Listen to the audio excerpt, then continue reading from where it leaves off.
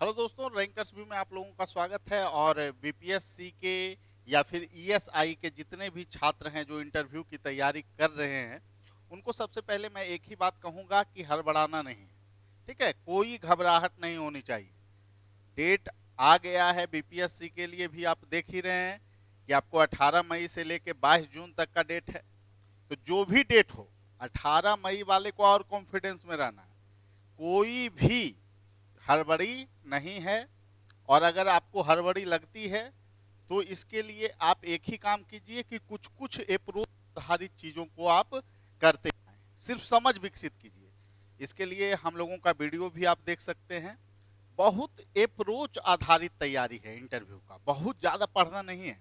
बहुत सारे लोग बहुत ज़्यादा पढ़ा देते हैं, उसके बाद बच्चे और क्या होता है, अपना भी उत्तर जो वो जान रहे हैं वो नहीं बता पाते हैं, कॉन्फिडेंस लेवल और घट जाता है। इसलिए मैं कहता हूं कि इसमें सिर्फ अप्रोच को आप तैयार कीजिए, किसी से पढ़िए नहीं।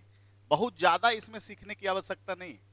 आप में जो कुछ मौलिक चीज़ें हैं जो आप जानते हैं, उसी में ही थोड़ा सा आपको प्रशासनिक एप्टीट्यूड लाकर आप में सुधार करवाना ही हम लोगों का उद्देश्य है। ठीक है, इसीलिए मैं कहता हूं कि रैंकर्स व्यू से हमेशा टॉपर क्यों आते हैं, इसके पीछे कारण क्या है। इसके पीछे एक ही कारण है कि हम लोग प्रशासनिक मापदंड वाले पोर्शन पे काम करवाते हैं। दूसरी नंबर बात है कि जो अप्रोच आधारित तैयारी है, कहाँ कहाँ पे आपको सुधार करना है, इस पे ही हम लोग वर्क करवाते हैं, जिससे लड़कों में सारे डायमेंशन पे फोकस हो जाता है। ठीक है, और यही कारण है कि सफलता का प्रत्याशा रैंकर्स व्यू में हमेशा ज़्यादा रहती है। और आप जानते हैं कि 64वीं और 65वीं के इंटरव्यू टॉपर रैंकर्स व्यू से रहे हैं। तो अभी हम मूल मुद्दे पे बात करेंगे कि अभी जो उपस्थित हुए हैं आप लोगों के सामने, बिहार से जुड़े मुद्दे पे अभी बात करेंगे। ठीक है, बिहार से जुड़े मुद्दे कौन कौन से महत्वपूर्ण हो सकते हैं, इसी पे हमारा संकेंद्रण रहेगा। और गौर से ये सब वीडियो को, पूरा वीडियो को आप लोग देखिए। मैं बार बार बोल रहा हूँ कि पूरा वीडियो आप भले ही कुछ ना करें, लेकिन एक अप्रोच आप में डेवलप हो जाएगा कि कैसे आपको तैयारी करनी है, किन किन चीज़ों को आपको देखना है। सबसे पहले हमने चुना है ऐतिहासिक संदर्भ। ठीक है, ऐतिहासिक संदर्भ को बिहार का कैसे आपको तैयार करना है। सबसे पहले बहुत सारे छात्र से पूछ लिया जाता है, बिहार का नाम बिहार क्यों पड़ा, नाम से जोड़कर। तो आप तो जानते ही हैं बिहार क्यों पड़ा है। बहुत सारे बौद्ध भिक्षु रहा करते थे जिसके नाम पे आपको बिहार नाम पड़ा।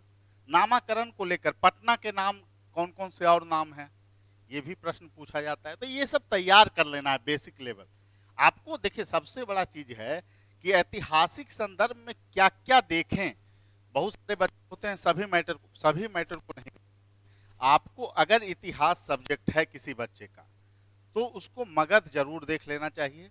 मगध साम्राज्य की जितनी चीजें हैं, बिहार में कितने जनपद थे, महाजनपद थे, सभी बच्चों को देखना है। आप जानते ही होंगे कि बिहार में टोटल कितने महाजनपद थे, 3 थे। एक अंग था, एक बज्जी संघ था और मगध था।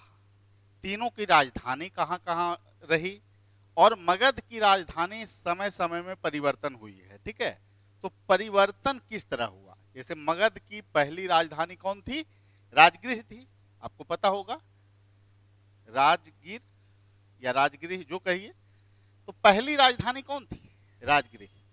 और उसके बाद आपको उदयन के काल में पटना राजधानी बना। ठीक है, फिर उसके बाद पटना के बाद आपको वैशाली राजधानी बना है कालाशोक के टाइम में, और फिर आपको पुनः राजधानी बन गई है पटना। तो ये क्रम भी कभी कभी आपको पूछ लेता है, तो इसको भी तैयार करना है। सिर्फ अप्रोच समझिए कि आपको तैयार करना कैसे। सबसे बड़ी चुनौती यही है कि तैयार कैसे करना है टॉपिक को। फिर देखिए, जैसे ही हम बिहार का तो और शैक्षणिक चीजों के मामले में बात करेंगे, तो हमारा किसका नाम आ जाता है, नालंदा विश्वविद्यालय का। बहुत प्रसिद्ध नाम है। बहुत सारे बौद्ध लोग जो है यहाँ पढ़ने के लिए आया करते थे। बहुत सारे दूसरे देश के लोग यहाँ पर पढ़े हैं समय पे। तो इनके बारे में भी आपको जानना है। नालंदा विश्वविद्यालय का निर्माण किसके काल में हुआ, कहा जाता है कुमार गुप्त के काल में नालंदा विश्वविद्यालय का निर्माण हुआ। और फिर बख्तियार खिलजी के द्वारा विध्वंस किया गया। बख्तियार खिलजी कौन थे, ये भी प्रश्न पूछा जाता है। तो ये सभी चीजों को आपको तैयार करना है। विक्रमशिला विश्वविद्यालय किसने बनाया, ठीक है, धर्मपाल के द्वारा बनाया गया था। और विक्रमशिला विश्वविद्यालय का विनाश किसने किया, ये भी प्रश्न आपको रहते हैं। मतलब ये सभी चीजों को आपको तैयार करना है। शैक्षणिक संस्थान में दो है, एक तो विक्रमशिला है, एक नालंदा विश्वविद्यालय है। ऐतिहासिक संदर्भ की अगर बात करें बिहार का, तो इसमें आप देखेंगे कि और भी चर्चा में रहा है प्राचीन काल में ही अगर देखें तो बराबर की पहाड़ी, ठीक है। जो भी लोग गया जहानाबाद बेल्ट के होते हैं, ईएसआई का हो या बीपीएससी का, सभी लोगों से लगभग बराबर की गुफा के संदर्भ में प्रश्न पूछा जाता है। कहा जाता है कि मौर्य काल में आजीविकों को दान दिया गया था और उन्हीं के द्वारा जो है इन गुफाओं का निर्माण किया गया है।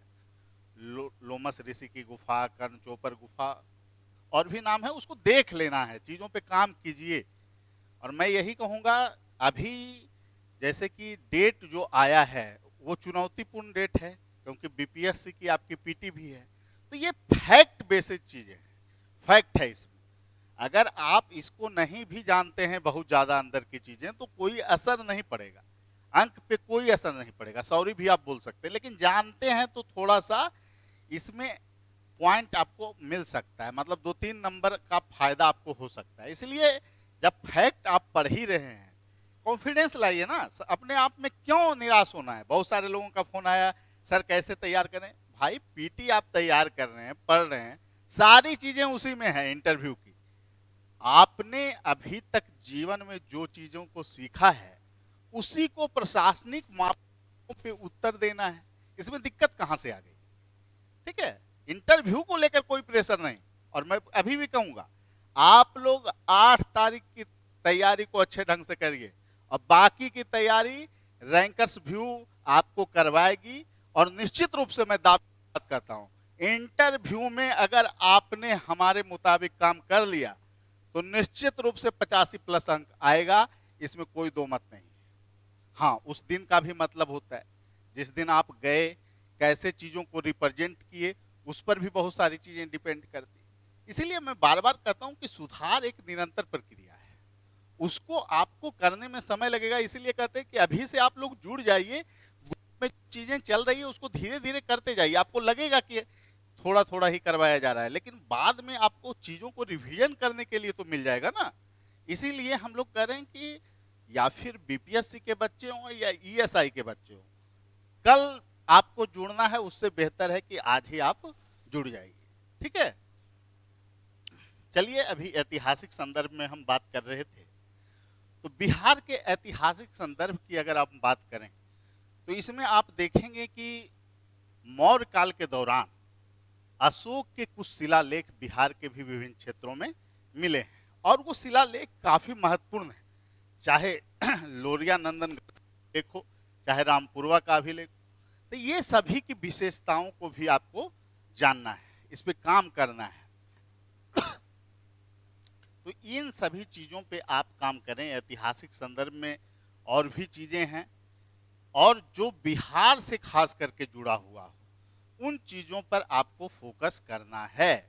बंगाल की राजधानी भी बनी है आपको मुंगेर, एक बार किसके काल में बनी, कब बनी, ठीक है, तो उसको आप लोगों को देखना है।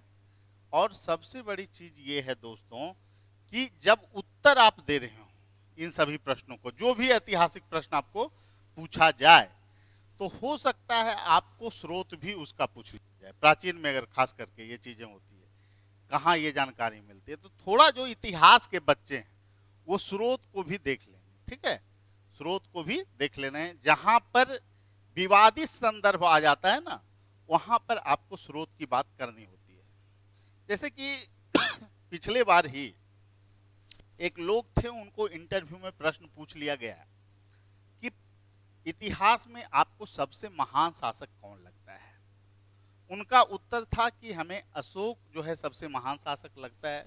संदर्भ में प्रश्न उनसे अगला किया गया कि अशोक के संदर्भ में कहा जाता है कि उसने अपने 99 भाइयों की हत्या की है, क्या आप एक ऐसे व्यक्ति को अपना आदर्श शासक मानते हैं। देखिए ऐसा जो प्रश्न है जानबूझकर बोर्ड बच्चे को प्रेशराइज करना चाहती है और उसमें देखना चाहती है कि वो प्रशासनिक कौशलता उसमें है या नहीं है। तो वहां पर हड़बड़ाना नहीं है। बोर्ड कई बार आपसे आपके मंतव्य से अलग राय रखेगा। क्यों आपकी राय रखेगा? आपसे आपके अंदर की प्रशासनिक क्षमता को ही तो जांचना उनका उद्देश्य है ना।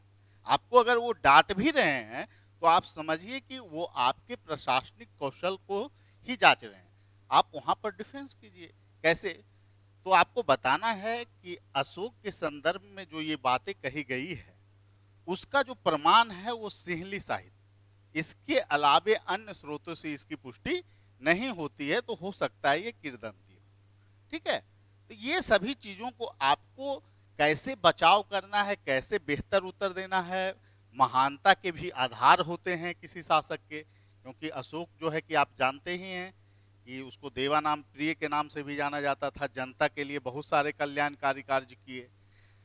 ठीक है, और उसके शासन में जो है कि शांति व्यवस्था भी स्थापित हो सकी थी। और सैन्य जो, ये भी प्रश्न किया जा सकता है आपको कि कलिंग युद्ध में बहुत सारे लोगों की हत्या की गई। तो देखिए राजतंत्र में तो तलवार के बल पे ही सत्ता कायम की जाती है ना, वहां तो डेमोक्रेसी है नहीं। तो इसलिए इन सभी प्रश्नों के उत्तर जो आप दे रहे हो तो उसमें आपको ऐतिहासिक समझ भी आपको चीजों की होनी चाहिए। तो इसीलिए हम बार बार बोलते हैं, देखिए आपको इंटरव्यू से कार्यक्रम से जुड़ने के लिए हम क्यों बोलते हैं?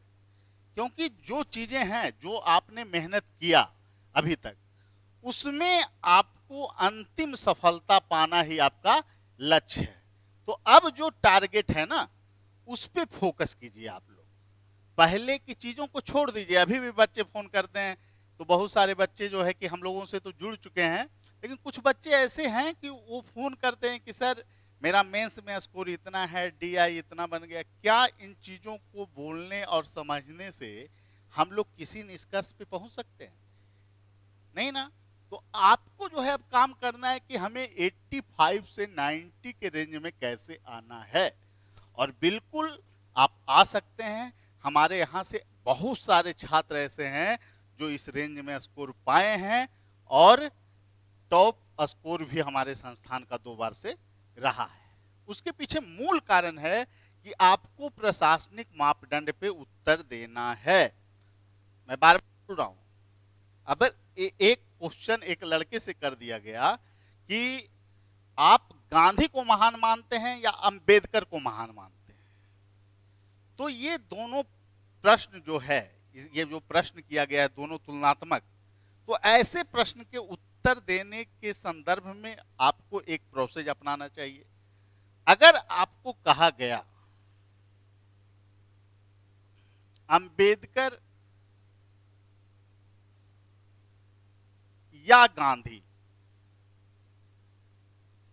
दोनों में से बेहतर कौन, तो आपको पहले जो जवाब देना है कि बोलना है कि सर दोनों के कार्य क्षेत्र अपने अपने क्षेत्र में अलग हैं और दोनों दृष्टिकोण भी अपने अपने लेवल पे अलग थे और दोनों जो भी काम किए वो अच्छे हैं और इसमें तुलना करना संभव नहीं है। फिर बोर्ड आपको प्रेशराइज करेगा, नहीं हमको एक विकल्प ही चाहिए। ऐसे क्वेश्चन बहुत बार देखा गया है, बोर्ड ने किया है। तो आप ऐसे संदर्भों में गांधी को बेहतर आप मान सकते हैं, लेकिन आपको बताना यह भी होगा कि अंबेडकर के भी जो दृष्टिकोण हैं वो उपयोगी थे और उनके द्वारा संविधान निर्माण में अन्य चीजों में भी महत्वपूर्ण भूमिका निभाई गई। ठीक है, आगे अगर क्वेश्चन करते हैं तो ऐसे आप गांधी को मानिए। गांधी को आधार क्या बताइएगा कि गांधी समाज सुधार और राष्ट्रीयता के मामले में बहुत से अन्य मोर्चे पर भी गांधी जी ने काम किया, राष्ट्र को एकीकृत करने में योगदान दिया। इस आधार पर आप गांधी को आगे मान सकते हैं। लेकिन अगर बोर्ड बोलेगा कि अंबेडकर, क्यों आपको अंबेडकर पीछे पीछे लगते, तो आपको अंबेडकर को पीछे नहीं रखना है। ठीक है, अंबेडकर के भी संदर्भ में बोलना है कि राष्ट्र को मजबूती प्रदान करने में अंबेडकर का भी बहुत बड़ा योगदान है। देखिए बोर्ड आपके प्रशासनिक दक्षता को चेक करना चाहता है ना, आपको बाहर बोर्ड क्यों करना चाहेगा? आप में अगर प्रशासनिक कौशलता है तो आप बिल्कुल आपको बेहतर अंक मिलेंगे।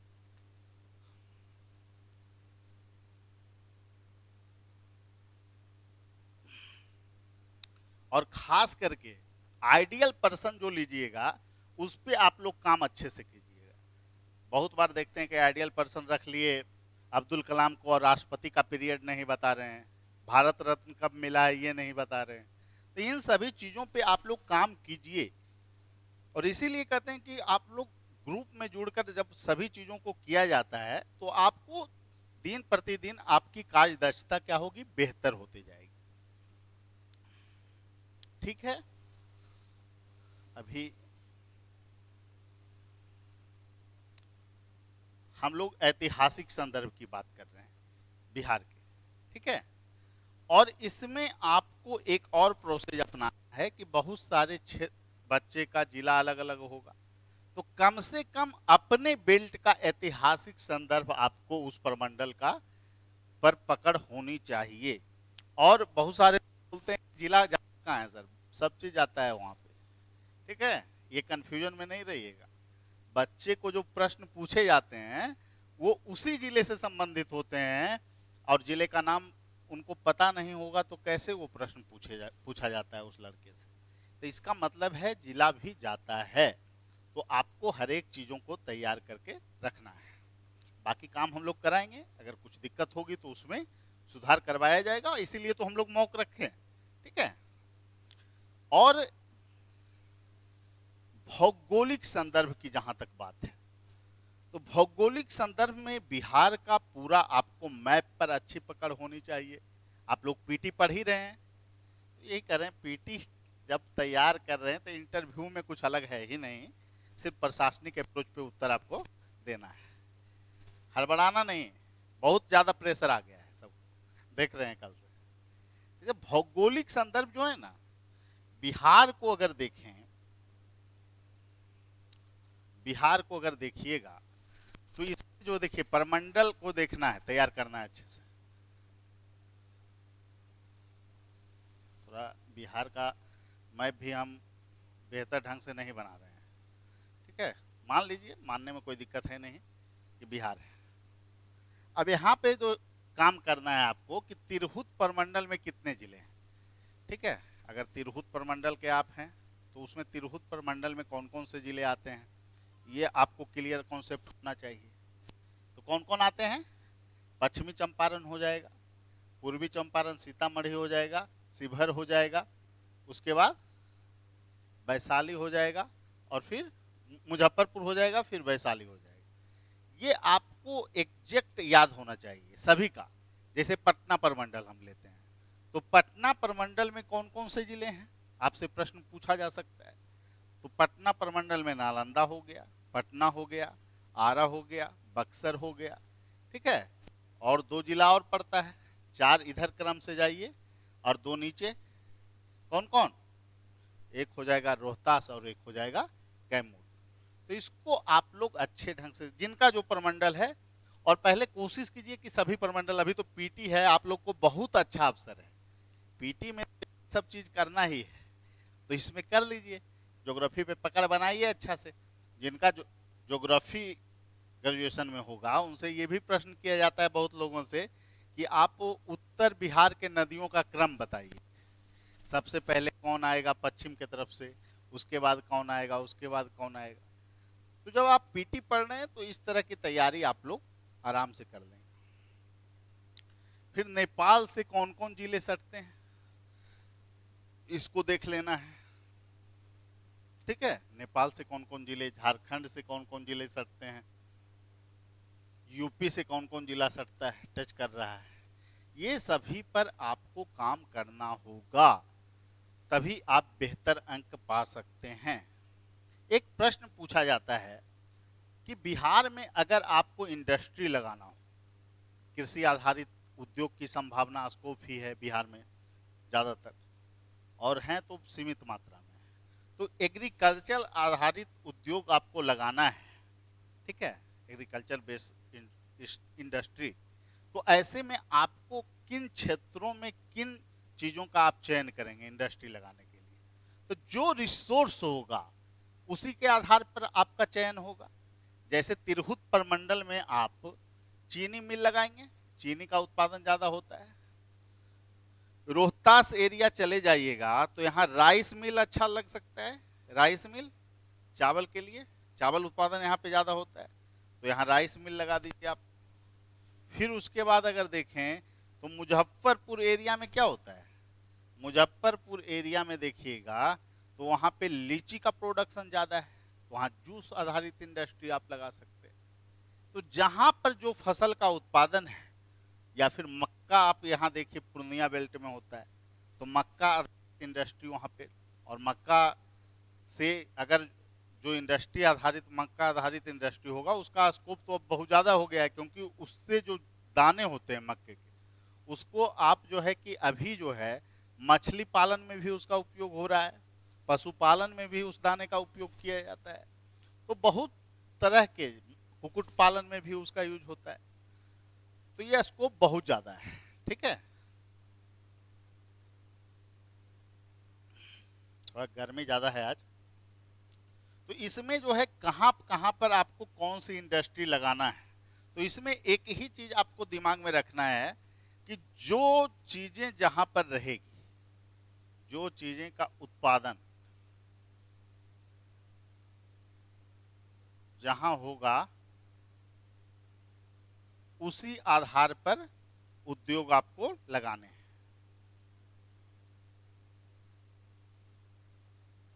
कुछ बेसिक चीज है जिसको आप लोग काम करके रखा कीजिए। ठीक है, ये आप पीटी भी पढ़ रहे हैं तो इस पे काम आप लोग कर सकते हैं। संस्थान तभी आपको टॉप करवा सकती है जब आप भी कुछ मेहनत करें। हम लोग तो गाइडलाइन ही दे सकते हैं, मेहनत करवाएंगे, आपसे पूछेंगे, आप बेहतर उत्तर नहीं दीजिएगा तो उसमें समझाएंगे कैसे देना है वहाँ पे, ये सारा काम करवाएंगे। ठीक है, तो इसमें हड़बड़ाना नहीं है, पीटी ही है, पढ़िए पीटी अच्छे से, कुछ अलग थोड़ी है। बिहार में देखना है और गंगा नदी किन किन जिलों को टच करती है। ठीक है, गंगा नदी में कहाँ पे आके मिलती है, कौन नदी, पुनपुन कहाँ पे मिलेगी, ये पूछा जा सकता है आपको। पुनपुन कहाँ पे मिलेगी, कहाँ मिलती है पुनपुन, ये पूछ सकता है। सोन नदी कहाँ मिलती है, ये पूछा जा सकता है, दानापुर के करीब मिलता है सोन नदी। तो इसको आपको प्रश्न पूछे जा सकते हैं, तो इस पे आप लोगों को काम करना है। ज्योग्राफी में मिट्टी के प्रकार भी कभी कभी पूछ दिया जाता है कि दलहनी उत्पादन बेल्ट कौन है। ठीक है, तो दलहनी उत्पादन बेल्ट आप जान रहे हैं कि गंगा का जो दोआब क्षेत्र है वहाँ पर जो है कि आपको खास करके मुंगेर वाले एरिया में, लखीसराय बेल्ट में, यहाँ दलहन उत्पादन पटना वाले बेल्ट से ही शुरू हो जाता है। तो ये बेल्ट जो है दलहन उत्पादन का बहुत बड़ा बेल्ट है। ठीक है, फिर आपको जीआई टैग मखाना को दिया गया है, मिथिला मखाना, तो मधुबनी वाले को भी मधुबनी बेल्ट में भी होता है। तो ये सभी प्रश्न आपको पूछे जा सकते हैं। कितने कृषि उत्पाद हैं जिनको जीआई टैग मिला है, तो ये सभी आपको तैयार करना है। टोटल 5 कृषि उत्पाद हैं जिनको आपको अभी जीआई टैग दिया जा चुका है। कतरनी चावल हो गया, मिथिला में हो गया आपको क्या, मखाना, शाही लीची हो गया, कतरनी चावल हो गया, मगही पान हो गया।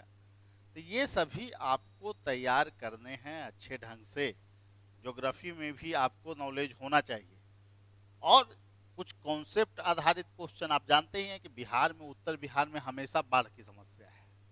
तो बाढ़ अगर उत्तर बिहार में आता है और आपको सूचना मिलती है तो आप उसको कैसे नियंत्रित करेंगे। सबसे पहले देखिए, क्वेश्चन बहुत एंगल से पूछे जाते हैं, एक ही प्रश्न के कई उत्तर हो सकते हैं। जैसे एक प्रश्न आपको पूछा गया कि आप किसी अनुमंडल में तैनात हैं, आपको फोन द्वारा एक सूचना आती है कि कुछ एरिया बाढ़ से डूब गए हैं, आप क्या कार्रवाई करेंगे। देखिए, ऐसे स्थिति में पहले तो आपको देखना है कि फोन कहाँ से आया है, फोन का पहले जांच कराना है सही है या नहीं। अब सही है उसको जब तक ट्रैक करके भी, अभी तो बहुत सारा सुविधा हो चुका है।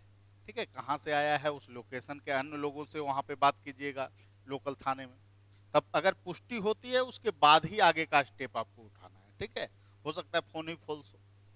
तो ये सभी आप पूरा एडमिनिस्ट्रेशन आप लगा दीजिए, प्रशासन उसी में, कि सब सुविधा ले जाना है, ये करना है, डॉक्टर की टीम भेज दिए, पता चला बाढ़ आया ही नहीं। तो फॉल्स इन्फॉर्मेशन भी होते हैं ना, इसलिए दोनों को ध्यान रखना है। ईएसआई वाले को भी एएसआई के नेचर से क्वेश्चन आएगा, और प्रशासन वाले में खास करके बहुत तरह के प्रश्न आपको पूछे जा सकते हैं। बिहार में के किसी एरिया में अभी देखिए कोरोना 4 का आ रहा है कि कोरोना का चौथा वेव आने जा रहा है बिहार में, आशंका है। अगर प्रश्न आपको किया जाए कि आप एक अनुमंडल में एसडीएम के रूप में तैनात हैं और बाढ़ आ जाती है, मतलब आपके एरिया में जो है कि 30 से 40 कोरोना मरीज मिले हैं, आप कार्रवाई करेंगे? क्या कार्रवाई कीजिएगा? कोरोना मरीज मिले हैं 30 से 40, सबसे पहले आपको काम जो करना है, राज्य सरकार को आप सूचित कीजिएगा। जिला लेवल से फिर राज्य सरकार को सूचना जाएगी, क्योंकि आपके एरिया में 30-40 मिले हैं ना। हो सकता है कि जब तक ये जांच नहीं किया जाए अन्य क्षेत्रों में और निगरानी नहीं की जाए अच्छे ढंग से, तो अन्य राज्य के भागों में फैल जाए। और जो आपके अंदर की चीजें हैं, कोरोना प्रोटोकॉल को पालन करवाना, डॉक्टरों की टीम भेजना, ऑक्सीजन उपलब्ध कराना, वो सब तो अलग पार्ट हो गया, लेकिन पहले आप राज्य सरकार को भी सूचित करेंगे, क्योंकि ये आपदा जैसा मुद्दा है। ठीक है, कोरोना छोटा मोटा चीज नहीं है, आप तो जानते ही हैं, 2-3 बार तो देख ही लिया है लोग कैसे प्रभावित होता है।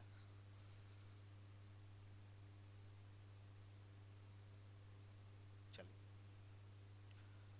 अब आर्थिक संदर्भ, इसको भी बेहतर ढंग से आप लोग को तैयार करना है। आर्थिक में तो बिहार में बहुत सारा चीज हो जाएगा। प्राथमिक क्षेत्र, देखिए इसमें क्या है, प्राथमिक क्षेत्र में खास करके कृषि आधारित क्षेत्र, और कृषि के अलावे भी बिहार में अब देखिएगा कि मत्स्य पालन पर बहुत ज़्यादा फोकस है, और कुक्कुट पालन, पशुपालन पर भी अब खास करके देखा जा रहा है। ग्रामीण बेल्ट में बहुत ज़्यादा फोकस सरकार कर रही है। तो आपके उत्तर में भी ये चीज़ झलकना चाहिए कि आर्थिक विकास का क्या मापदंड हो, कैसे किया जाए, या फिर क्या हो रहा है ग्रामीण विकास में। तो आप इन चीज़ों को बोलें।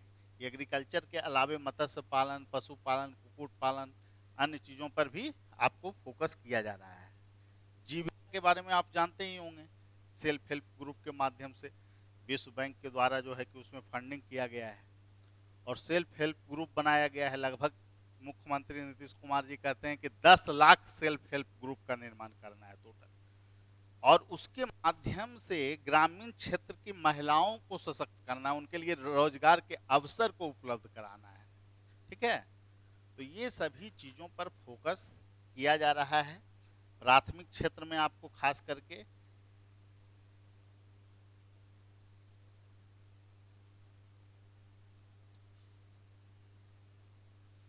तीन चीज पे फोकस कीजिएगा, कृषि पे, और उसके बाद मत्स्य पालन, पशुपालन, कुक्कुट पालन, जो भी हो इस पर बताना है कि अब जो है मांस का उत्पादन भी बढ़ा है, दूध का भी प्रोडक्शन बढ़ा है बिहार में। अगर देखें मत्स्य का भी प्रोडक्शन बढ़ा है, जिससे क्या होगा, प्रोटीन जो है कि अधिक मात्रा में लोगों को मिलेगी, और बीमारियां क्या होगी, कम होगी, स्वाभाविक। उत्तर को थोड़ा सा अच्छे ढंग से देना है। ठीक है, अब आइए द्वितीय क्षेत्र। द्वितीयक में तो बिहार में संभावना थोड़ा सा कम है, लेकिन फिर भी कृषि आधारित उद्योग ज़्यादातर लग रहे हैं बिहार में, और पेप्सी का अभी देखे ही होंगे, बेगूसराय में लगा है आपको। तो ये सभी चीज़ों पर आपको बताना है। द्वितीय सेक्टर की भी भागीदारी कितना है पहले देख लेना है। आर्थिक समीक्षा को थोड़ा सा देखिएगा अच्छे ढंग से। ठीक है, प्राइमरी सेक्टर का कितना है और द्वितीय सेक्टर का कितना है, टर्सरी सेक्टर का कितना है, ये तीनों को आपको देखना है। योगदान को, योगदान भी कभी कभी पूछ लिया जाता है। फिर पर्यटन का अगर देखें, क्या स्कोप बिहार में है, बहुत बार क्वेश्चन ये पूछा गया है, तो इसमें जवाब कैसे देना है।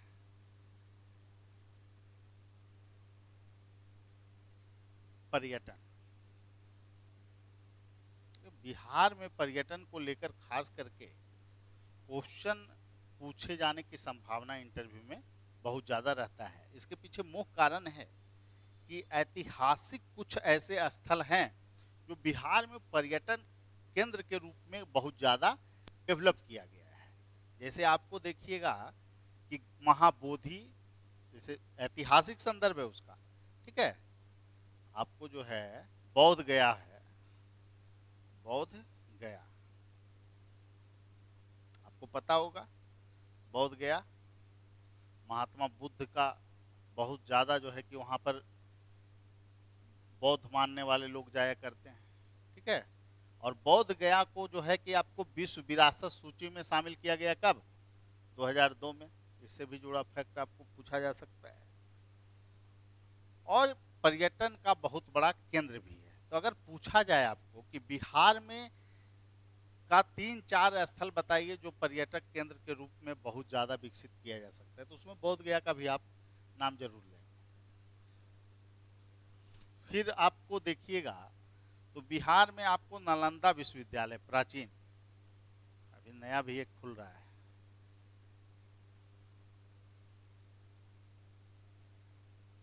ठीक है। प्राचीन जो नालंदा विश्वविद्यालय है भग्नावशेष, इसको भी पर्यटक केंद्र, बहुत बड़ा पर्यटक केंद्र के रूप में ये भी जाना जाता है। तो इसका भी नाम आप बताइएगा। 2016 में इसको भी विश्व विरासत सूची में शामिल किया गया है। इसके अलावे जो पर्यटक केंद्र हैं जो अत्याधुनिक, अभी वर्तमान समय के भी कुछ पर्यटक केंद्र आप बता सकते हैं। जैसे ज्ञान भवन हो गया पटना में, ठीक है, उसके बारे में भी हो सकता है आपको पूछ ले। तो इसीलिए पर्यटक केंद्र ऐसा बताना है जो कि कम से कम आपको राष्ट्रीय लेवल पर जिसका पहचान हो, छोटा मोटा नहीं बता दीजिए।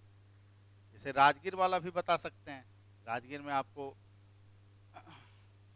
रोपवे जो है, फिर उसके बाद नेचर सफारी का निर्माण किया गया है, उसके बारे में बता सकते हैं। तो पर्यटक केंद्र जो भी आप बताएं, ठीक है, मोतिहारी में भी पर्यटक केंद्र हैं, उसके बारे में कुछ जानकारियां आपके पास होनी चाहिए अच्छे ढंग से, उस पर आपको यानी वर्क करना है। कहने का अर्थ ये हुआ, ठीक है। मतलब बौद्ध गया किस लिए प्रसिद्ध है? बौद्ध गया के संदर्भ में कहा जाता है कि वहाँ पर जो वृक्ष थे उसको शशांक ने कटवा दिया, ठीक है। जो वहाँ पर पीपल के वृक्ष थे उसको शशांक, शशांक कहाँ का शासक था? गौड़ का शासक था। तो ये सभी जो जानकारियां हैं ये आपके पास होनी चाहिए। थोड़ा सा पर्यटक की संभावना बिहार में बहुत ज़्यादा है, क्योंकि धार्मिक जो पैलेस होते हैं वहाँ पर लोग ज़्यादा घूमने की आकांक्षा उनको होती है, प्रवृत्ति होती है कि थोड़ा दर्शन कर लें, ठीक है। एक तरफ से गौड़ का ही उदाहरण दिया जाता है, बुद्ध को भी। तो इस तरह से आपको बताना है। जैन धर्म से जुड़ा हुआ भी तीर्थ स्थल है बिहार में। और पटना में भी अगर आप देखिए तो सिख समुदाय के लोग बहुत ज़्यादा आते हैं, ठीक है। और यहाँ पर क्या आयोजन होता है पटना में, जो है कि आपको सिखों के लिए तो सबसे बड़ा स्थल है ना पटना साहिब में।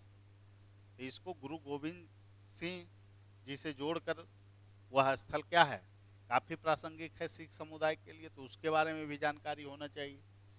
तो ये सभी पर्यटक को और कैसे विकसित कर सकते हैं इसके बारे में पूछा जा सकता है। तो अंतर्राष्ट्रीय लेवल पर आप इसका प्रचार कीजिए, राष्ट्रीय लेवल पे, ठीक है। जैसे आपको क्या किया जा रहा है, आप जाइएगा अभी दिल्ली घूमिएगा तो दिल्ली के मेट्रो में आपको बिहार के पर्यटक केंद्र के चित्र दिखाए गए हैं। इसका उद्देश्य क्या है कि दिल्ली के लोग भी यहाँ पे आए। और दिल्ली चूंकि राष्ट्रीय राजधानी है, ठीक है, छोटी मोटी जगह नहीं है, राष्ट्रीय राजधानी है दिल्ली। और दिल्ली में विदेश भी लोग रहते हैं, तो उनका देखेंगे कि ऐसे जुड़ी हुई कहानियां हैं, ये हैं, तो इससे लोग क्या होंगे, बिहार पर्यटन करने के लिए आएंगे, ठीक है। ये सभी चीज़ों को आपको उत्तर में शामिल करना है।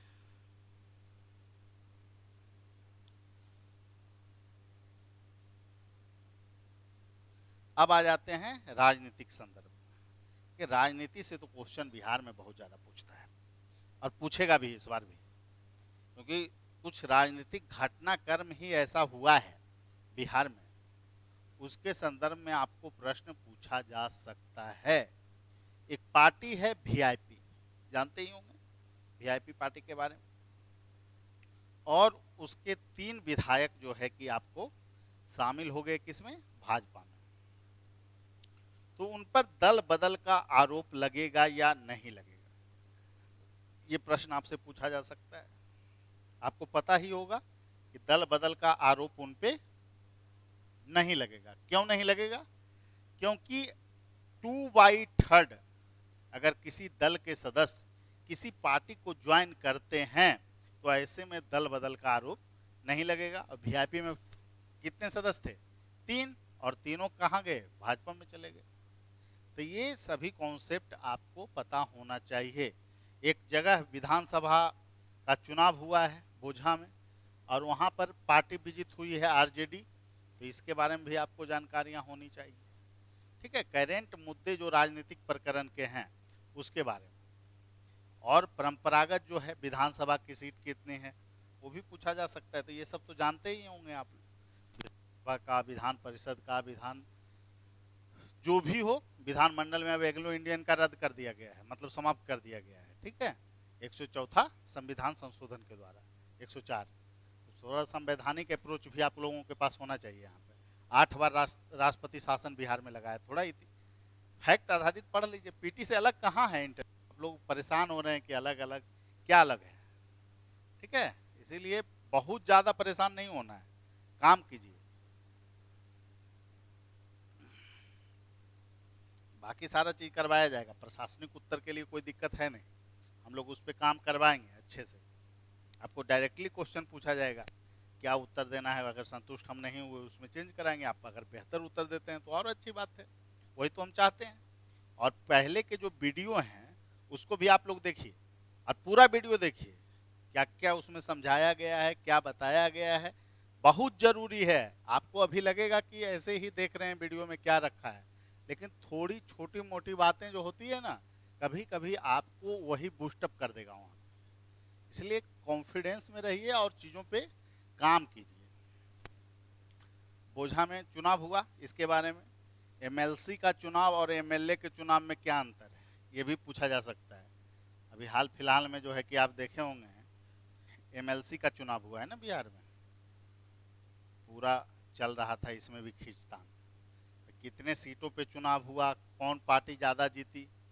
अभी बिहार में देखिएगा कि विधानसभा में भी दलीय स्थिति बदल गई है, तो उसमें भी आंकड़ा से संबंधित प्रश्न आप किया जा सकता है, तो उसको देख लीजिएगा। इसे बहुत ज़्यादा उसमें परेशान होने की ज़रूरत नहीं, लेकिन एक बार देख लीजिएगा तो कोई विशेष दिक्कत भी नहीं है, इसलिए देख ही लेना होगा। पीटी भी पूछा जा सकता है, थोड़ा देख लीजिएगा उसको।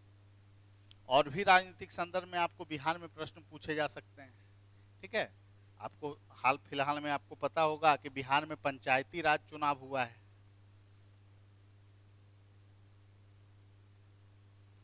पंचायती राज चुनाव जो हुआ, कितने चरण में हुए? 11 चरण में था। ठीक है, 11 चरण में चुनाव हुआ पंचायती राज का। फिर उसमें देखिएगा दो जो था ना, पंच का और सरपंच का, पंच और सरपंच, ये दोनों का जो चुनाव था ये बैलेट पेपर पर था, बैलेट पेपर पे। और बाकी जो 4 पद थे, जैसे कौन थे, मुखिया थे, वार्ड सदस्य थे, पंचायती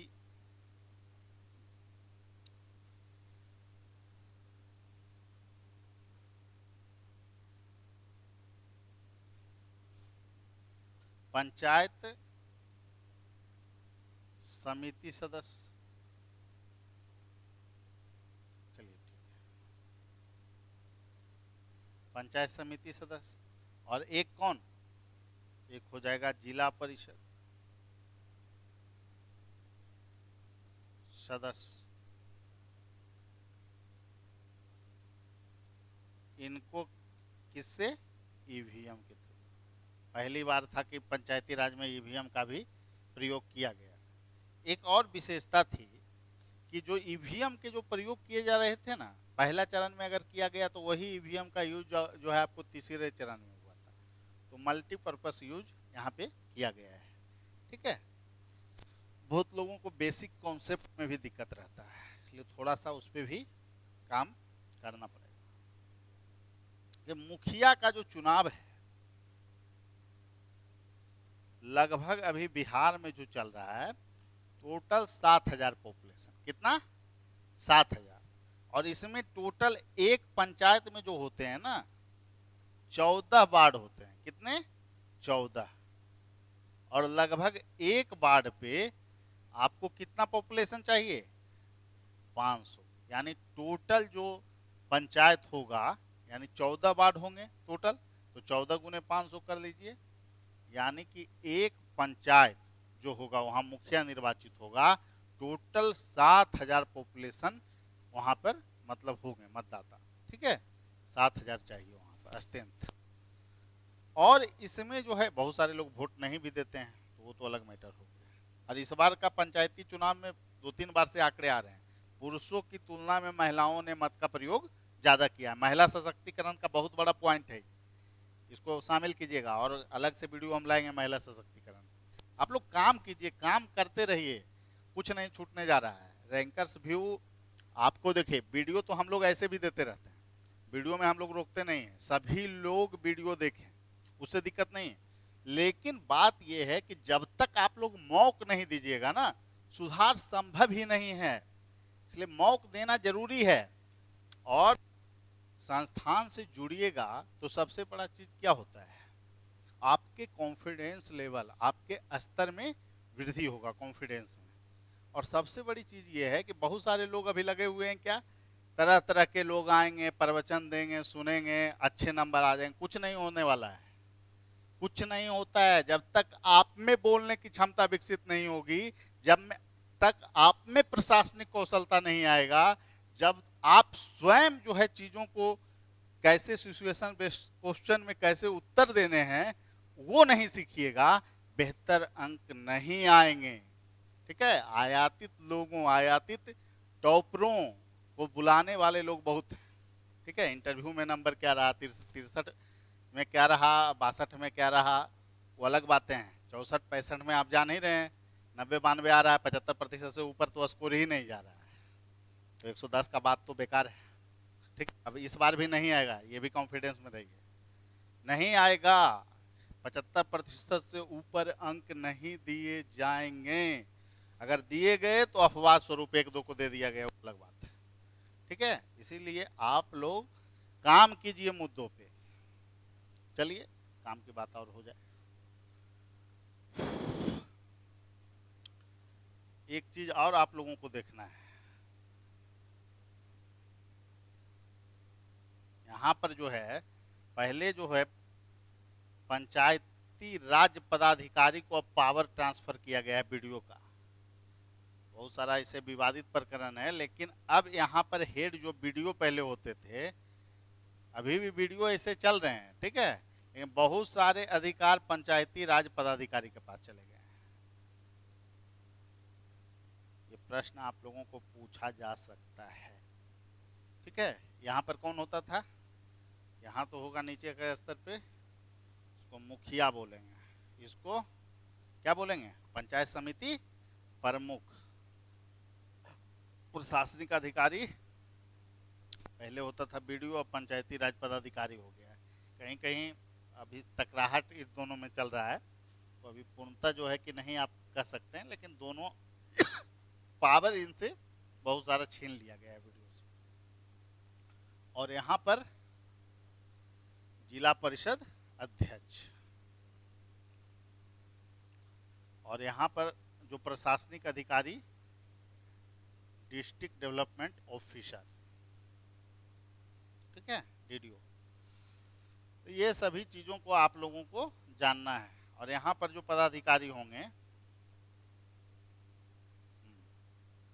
प्रमुख में वीडियो ये, और इसमें मुखिया के लेवल पे ग्राम पंचायत, मतलब पंचायत के लेवल पर जो होगा वो एक तरफ मुखिया होगा, दूसरे तरफ होगा पंचायत सेवक। ठीक है, इसको थोड़ा सा आप लोग जान लीजिए।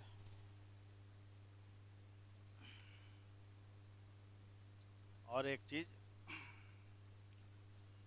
पंचायत समिति जो बिहार में है, पंचायत समिति के आकार को लेकर जो है कोई फिक्स क्राइटेरिया नहीं है, लेकिन इसका एक सदस्य जो होगा वो लगभग जो है आपको 5000 पॉपुलेशन का प्रतिनिधित्व करेगा।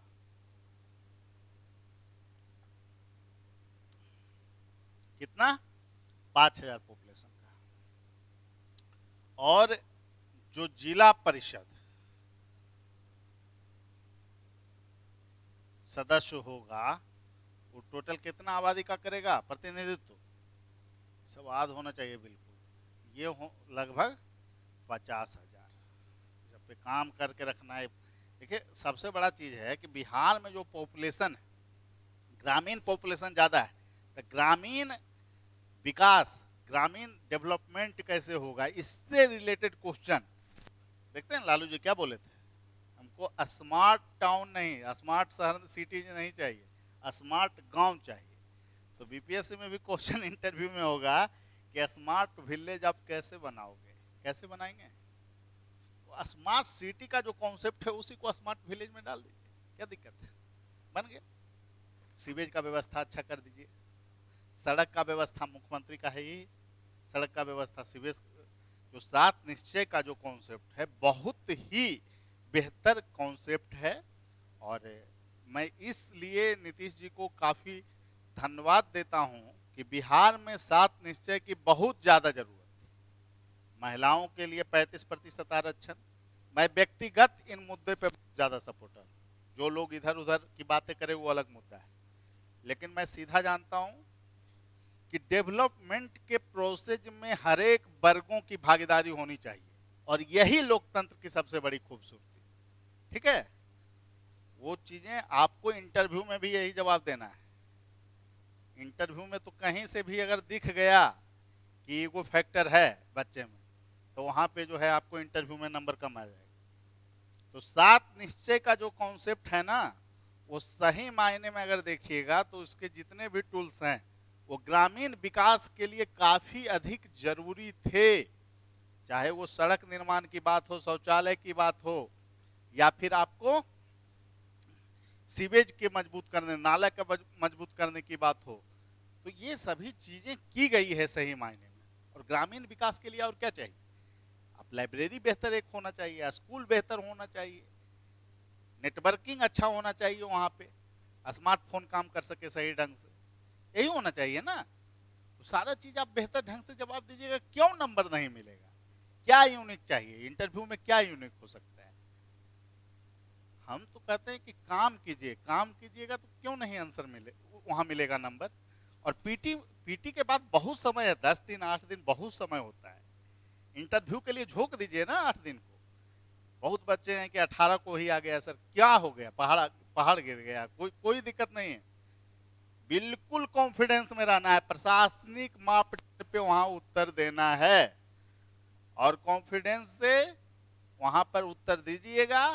जो प्रश्न पूछा जाएगा जितना ही उत्तर देना है, हम बार बार बोलते हैं संक्षिप्त उत्तर होना चाहिए। 3 योजना तो 3 योजना वहां बताइए, उसको डिस्क्रिप्ट, ये भी नहीं कि विस्तार करने लगे वहीं पे। आपके प्रवचन सुनने के लिए वहां लोग नहीं बैठे हुए हैं, ठीक है। जब विस्तार तभी कीजिएगा जब आपको उसके संदर्भ में प्रश्न पूछा जाए। ऐसे 3 योजना तो 3 योजना का नाम बताइए, ठीक है। आप लोग समझ ही रहे होंगे, सभी लोग मेंस में सफल होके आए हैं, चाहे ईएसआई के लोग हों या बीपीएससी के लोग। तो आप लोग बिहार के भावी प्रशासक हैं, और आप में प्रशासनिक कौशलता कूट कूट कर भरा हुआ है, ये हम जानते हैं, लेकिन वहां प्रेजेंट होनी चाहिए। वहां पर कैसे आप रिप्रेजेंट करते हैं, इसी पर सारा नंबर डिसाइड होने वाला है, ठीक है। तो बेहतर ढंग से काम करना है, और हमें विश्वास है कि आप लोग बेहतर ढंग से वहां पर चीजों को रिप्रेजेंट करेंगे।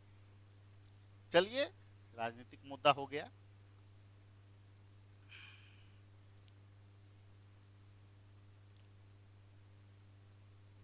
वर्तमान संदर्भ, इसको तो बहुत अच्छा से देखना पड़ेगा।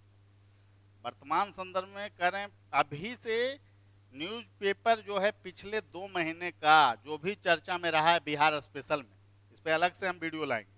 ठीक है, लंबा वीडियो हो जाएगा, बहुत लोग देखना पसंद नहीं करते हैं लंबा वीडियो, 50 मिनट का स्ट्रेंथ बहुत होता है। तो वर्तमान मुद्दे पर हम अलग से वीडियो ले आएंगे, लेकिन अप्रोच आधारित तैयारी कीजिए, कॉन्फिडेंस में रहिए ना पूरी तरह से अच्छे। अब एक चीज आपको बता देते हैं, फैक्ट वाले क्वेश्चन में आप सॉरी भी बोलते हैं ना, कोई असर नहीं पड़ेगा। अब महिला सशक्तिकरण के लिए 3 योजना बताइए, इसमें सॉरी बोलिएगा, मतलब राज्य सरकार के स्कीम ही आप पढ़ के नहीं गए, तो इससे तो निगेटिव होगा ना। सरकार में आप जाना चाहते हैं, सरकार के तंत्र का आप पार्ट बनना चाहते हैं, और आप उस पर काम ही नहीं कीजिएगा, तो असर क्यों नहीं होगा। एक एसडीएम में क्या गुण होना चाहिए, आप एसडीएम के लिए फॉर्म भर रहे हैं, परीक्षा दे रहे हैं, रजिस्ट्रार बनने जा रहे हैं, क्या गुण होना चाहिए आप क्यों नहीं बताइएगा। एक डीएसपी में क्या गुण होना चाहिए क्यों नहीं बताइएगा, नहीं बताइएगा नंबर कटेगा। हम बार बार इसीलिए पहले का वीडियो देखिए, सारा वीडियो देखते जाइए, और बहुत ही संक्षिप्त सरल ढंग से हम लोग बात रखते हैं। ज़्यादा लंबा वीडियो इंटरव्यू में उपयोगी नहीं है, 3 घंटे का 4 घंटे का कुछ भी भाषण दिए जा रहे हैं, कोई उपयोग नहीं, मुद्दे की बात होनी चाहिए, ठीक है।